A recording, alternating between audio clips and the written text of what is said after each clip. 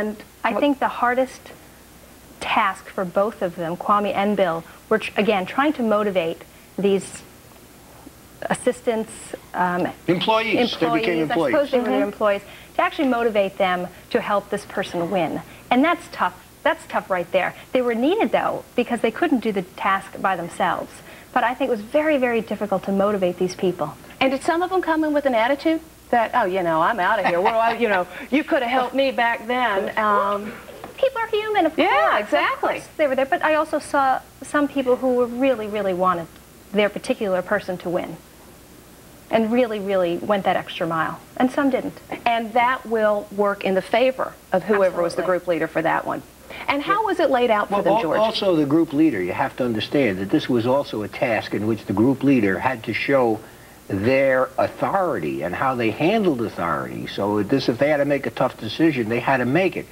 So it was not one where we're working as a team. I'm the boss, you're the employee. You better do what I want, and if you don't do what I want, you should be out of here. This is all about leadership. So it was about leadership, which was entirely different. Did they look like they were sweating it? Oh yeah, there's no question about it. No question. These tasks were tough. And though the announcement is going to be made live on the broadcast Thursday night, do you know who it is? Who the winner is? Yeah. No. Or is there something that will happen on Thursday that will be the final determinant? Yes, it will be his decision, and he will let us all know. So Donald knows. He's figured out, but he just I don't know if he knows yet. I can tell you who the winner is. It's either going to be Kwame or it's going to be... Well, you're good. You're good. You should go to the casino and bet. You've got a 50% chance of getting it right. Well, we'll all find that out on Thursday. We're going to take a break. We're going to come back for more talk about some of the specific adventures that have gone on during the many weeks of The Apprentice on NBC. Back with Carolyn and George when we come back. What did you say? I said live from New York, it's Saturday night! Donald Trump hosting Saturday Night Live earlier this month. Carolyn Kempster and George Ross, his two trusted advisors on the program there and here in the studio with us as well. I was watching. I was stunned. You got to be the one that said live from New York. I was just as stunned as you. I had You didn't know? No, absolutely no idea until just a few hours before I actually did it.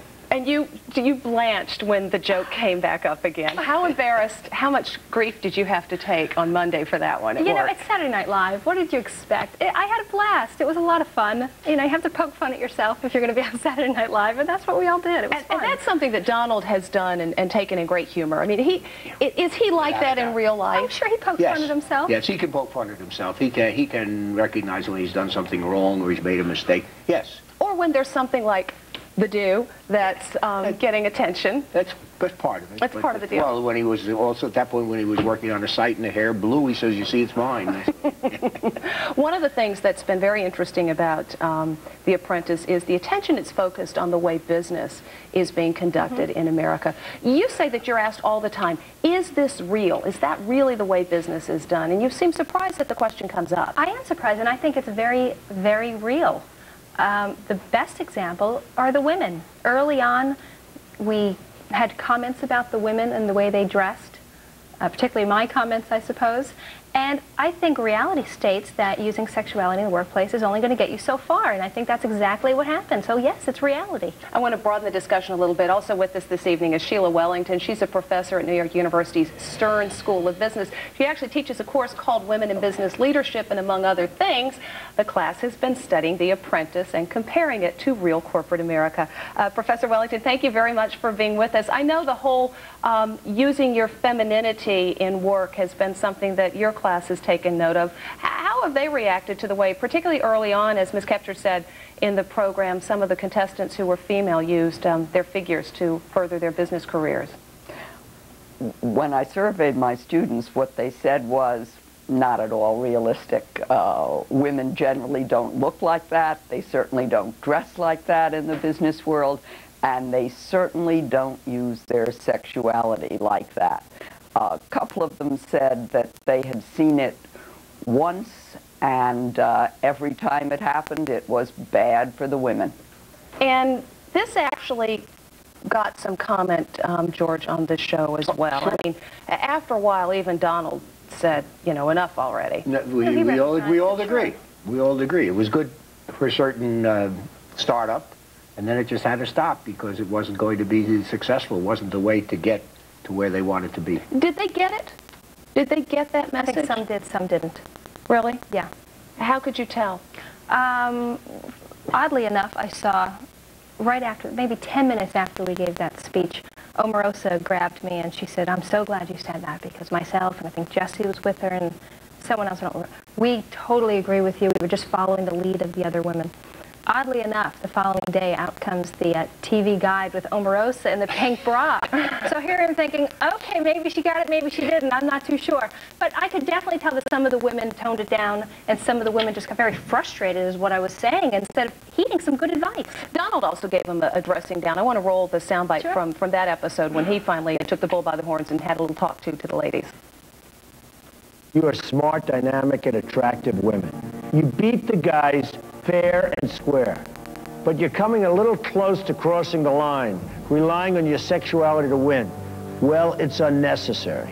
Carolyn? Things like that aren't going to get you the job here. I want to know that one of you may be president of one of his companies. Now, they all looked at you, they batted their eyes very sheepishly, and then if you pick up the current issue of FHM magazine, you will see the final four in their skivvies, and I'm not sure what they're selling here. George, how would their business career be furthered by this? They're gone already. You understand? They're off the show. But this picture was taken before some of them were off. Well, some of those people could have been the I don't know when it winners. was taken or if they know it at that point, but obviously they felt this would further their career, whatever it may be.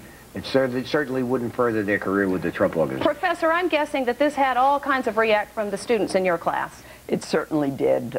This is career suicide.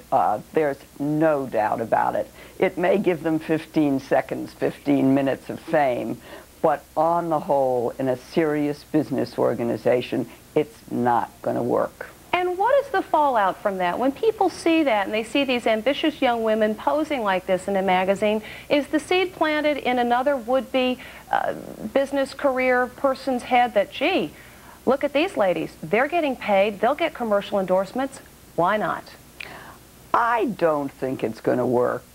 People are looking for brains these days. That's what it takes to succeed in business. That's what helps business succeed. And if you've got the brains, you're going to succeed and help your business succeed. It's brains. It's not sexuality.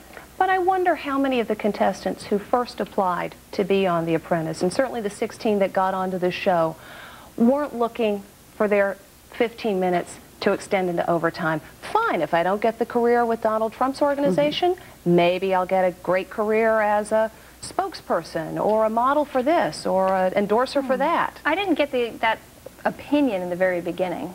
I mean, certainly I see it now because maybe the avenues are open for them, but I didn't feel that in the beginning. My students say that this is not at all realistic, and I'll buy it. It doesn't work on the whole for women. Most women who go into business surely recognize it. If they don't, they get it in a millisecond. These are very smart young women. They'll make it on talent. And when your students are watching this show, when you're discussing this show, Professor, with them, what about the process of proving yourself, of showing your skills, of not outfoxing, but outsmarting in a good way the other people who are contestants for the same job? What do you see being exhibited that you like, that you'd like to see people take into the workplace for real?